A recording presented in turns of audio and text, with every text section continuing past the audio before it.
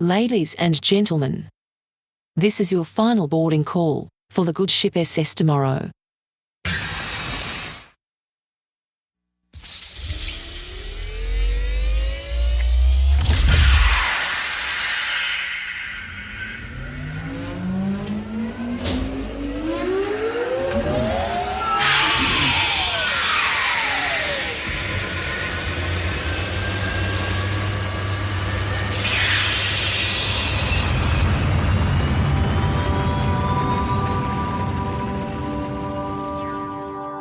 Today on The Friendly Futurist, 3 years in, what is the role of AI in today's modern workplace? And welcome back. We've got another special guest. He's joining us from the States. His name is Nick Jain. He's the CEO of IdeaScale. And today we're discussing the role of AI in the workplace and what the workplace of tomorrow might bring, which is an ongoing discussion here on The Friendly Futurist. Now, you just have to bear in mind that the year is 2025, and for the last 3 years we've been discussing, or last 2 rather, depends when you listen to it, ever since 2023 we've been discussing ChatGPT, and we've also been discussing the workplace of tomorrow, because it has changed a lot in the last 5 years and it's going to continue to change. Now, if you look at the Gartner hype cycle, you might notice that AI might be dipping off a bit. Just look at the latest chart. I'll put the link in today's show notes. It's not to say AI is going away. It's more that AI is going to, or the apps aren't going to meet the market, are going to disappear, and the ones who do meet the market are coming back out of the valley of despair into the plateau of productivity, and on she goes. We're going to have a very in-depth discussion today with Nick Jain, and Nick is coming up after the break. And welcome back to another episode. We've got a very special guest, exciting guest. We've got Nick Jain. He's the CEO of IdeaScale. He's going to join us, and we're going to talk all things about what the workplace of tomorrow is going to look like, because I think if you're going to ask him, we might as well use someone who knows in this space. And Nick, welcome. And as with all my guests, can you please just give us a quick rundown about your journey so far and start wherever you want to start? Thank you, Dave. Really appreciate the opportunity to be here. My pleasure. So my name's Nick. I'm the CEO of IdeaScale. We are the largest innovation and idea management software company in the world. Been around 15 years in 8 countries. Customers include major corporations like Pfizer and Comcast and major government agencies across the world, including Australia.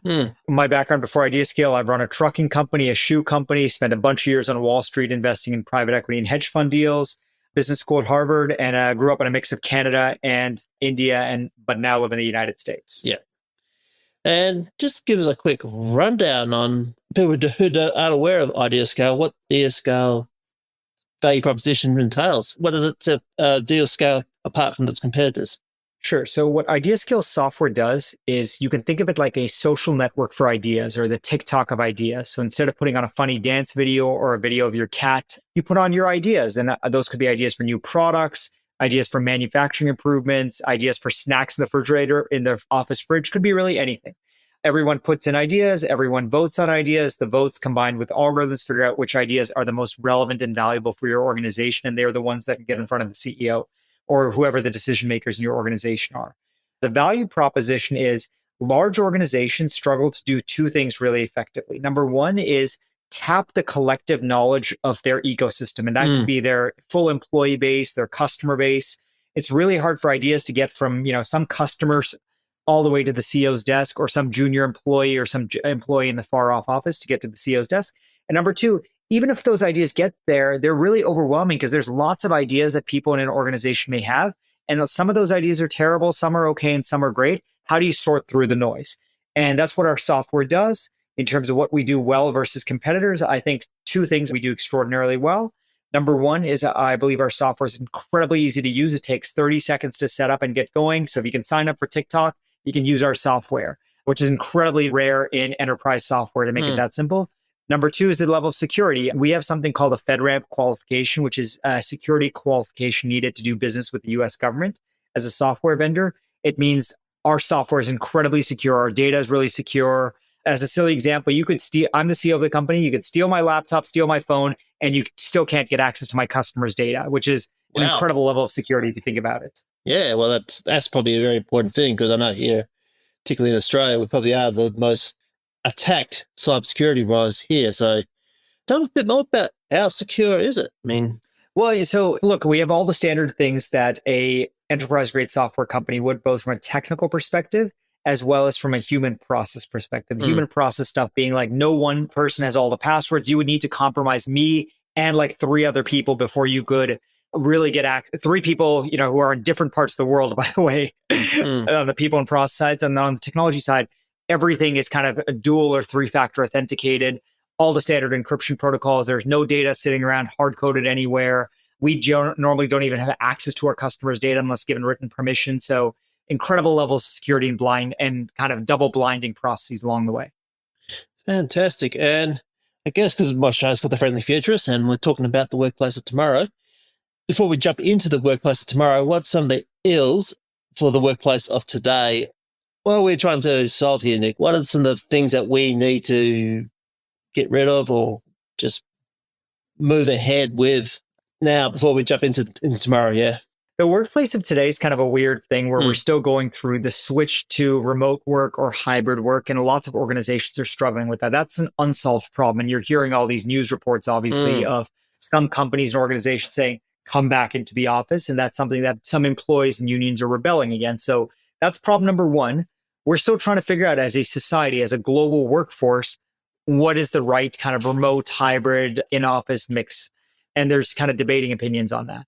The second is actually giving employees the training and education needed to use all the great new technologies that are out there, and making sure our student body is being educated in those workforce. So if you think like a silly example is, when I went to school, you learned how to write in cursive and you spent a lot of time in spelling and grammar and syntax. And that was because spell check kind of still sucked. It was important to know how to spell. Today, spell check is phenomenal. So is it actually even worth teaching our students how to spell or to do, proper syntax, or to use apostrophes? Is it important for them to learn cursive? Some would say yes.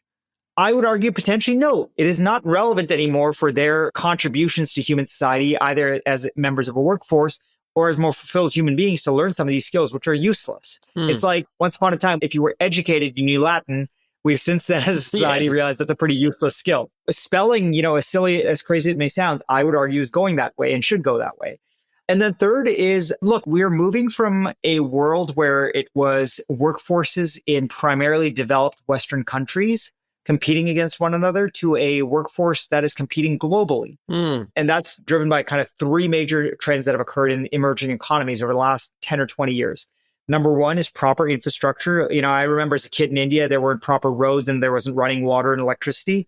That's, now accessible in large parts of the developing world. Second is English language instruction. Both in the developing world and non-English speaking countries in the world, English wasn't as prevalent 25 years ago. Now everyone, or not everyone, but a large proportion of the global educated workforce speaks English, at least passively. And number three is internet access. Internet access has made, access to the world much more possible. So you can be sitting in a small town in Africa and have access to Google or ChatGPT, which means now an American employee, an Australian employee, or French employee is competing against somebody sitting in South America or Botswana or India. And that's a dramatic problem or challenge that we have to solve. Not problem, but challenge. It's new.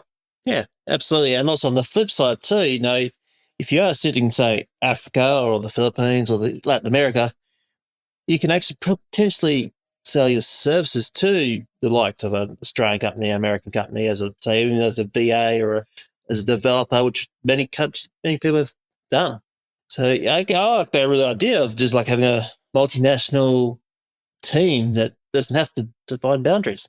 No, well, we agree. Like my team is located across 8 countries and we all work together. The problem I was saying that is for organizations that are not already multinational, that is certainly a cultural shift and challenge that they will need to overcome, both figuring out how to work globally, as well as realizing, now they do need to compete globally. They are, a team sitting in Germany now does have to compete against a team sitting in Botswana or Nigeria or Vietnam. And that's a challenge for many organizations because they're not used to that level of intense global competition. Yeah.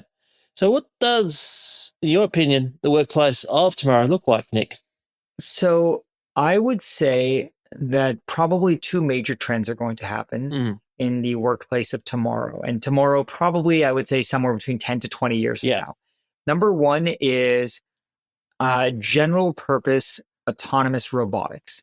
So we've all seen videos of, Amazon warehouse robots that are doing everything, right? But those are still purpose-built robots that do one thing really, really well. Whereas the advantage human beings have right now is a human being can go lift a box, a human being can go type on a keyboard, a human being can go shake somebody in Japan's hand, right? We are multifunctional biological machines. And so far, that has not been possible in robotics.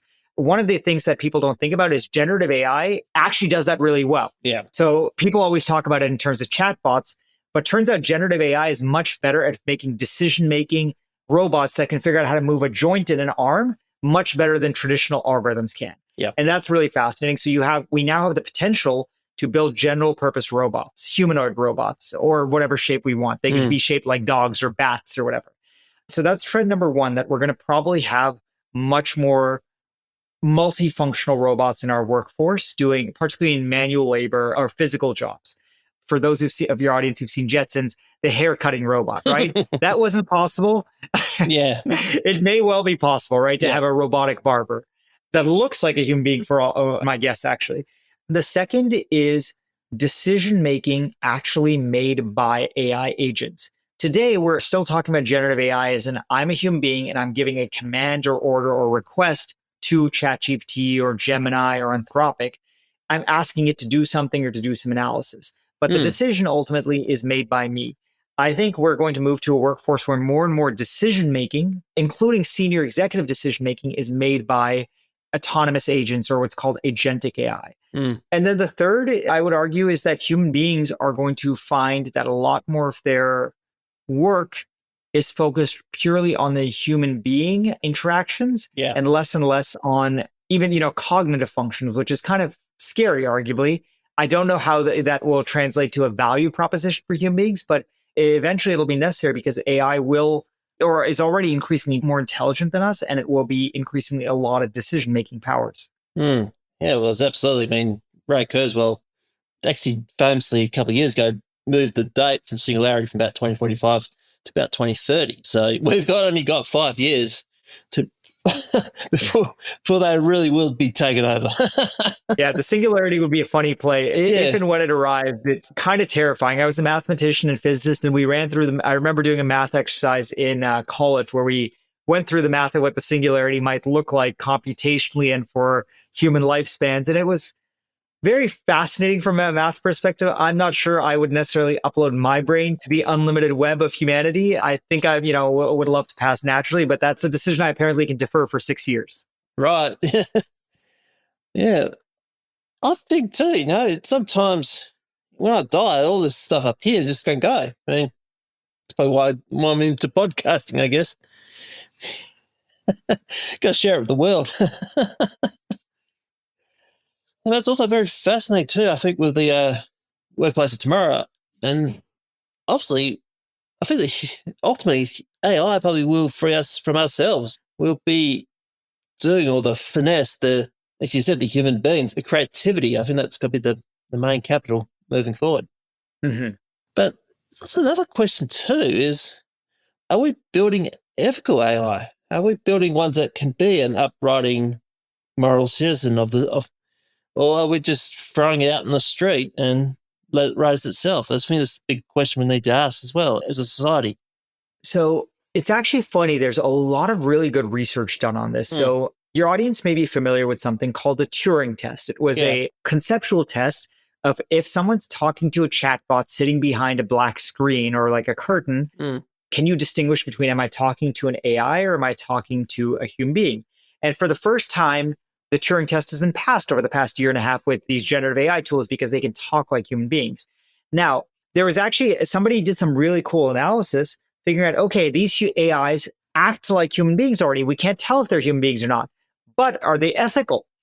And turns out most of the AI technologies that we've invented, these general purpose chatbots, are actually more ethical, more kind, and more fair than the average human being. Wow. So It's crazy. They are actually ethically, arguably, on average, not just arguably, provably, on average, significantly more ethical and more fair and more kind than human beings. Wow. Isn't that strange? We treat each other, despite being members of the same species, on average, much worse than robots treat us, or more than robots treat each other, which is so fascinating that we're kind of not just developing better intellects, but kinder intellects. Yeah, I guess that what happens if you just run on pure logic and not emotion. I think that's fascinating. It's pure logic, but you can give them. They have taken in some ways not necessarily the best of us, but on average the better parts of us, which is kind of cool. So despite people saying about all the horrible stuff on the internet that these bots have been trained on, turns out the majority of content that they've been trained on and the majority of what they've realized value in is in fact the better parts of humanity, not the worst parts of humanity. Yeah, which is, again, almost a coincidence than something necessarily that the AI agents or the AI programmers intended, which is really cool that, AI is becoming a better version of ourselves. Yeah. I guess probably the big challenge now for those, if you're listening in Hollywood, is to don't stop making films about killer robots taking our jobs, I think. Well, so it's far from the truth. The robots taking our jobs is a much more complex issue. I'm personally of the opinion that it's going to happen and that we have to figure out a way as a society to deal with human beings who no longer have a place in our workforce for two levels, right? Number one, economics. Like if somebody doesn't have a job, and that's going to be a large proportion of us, myself included, perhaps, how do those people make money? How do they have the resources? If you don't make money, how do you consume, whether it be housing or food or entertainment?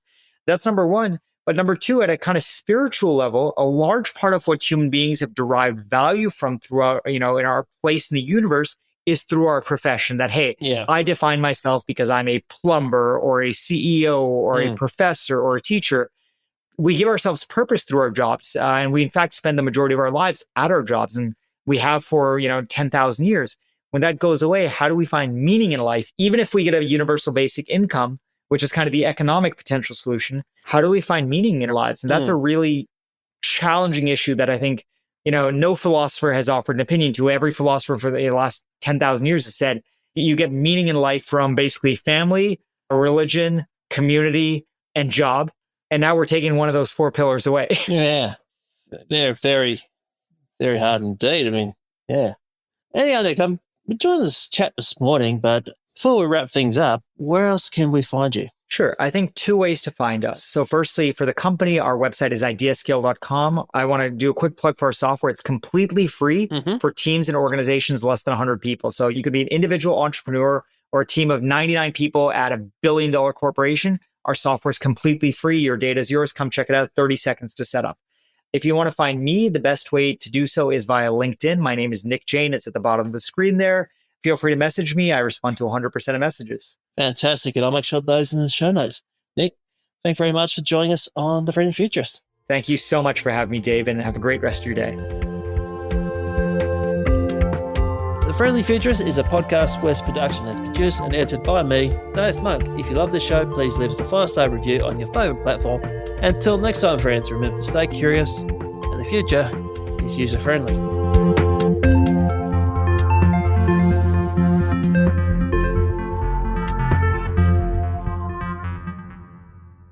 Another Podcasts West production.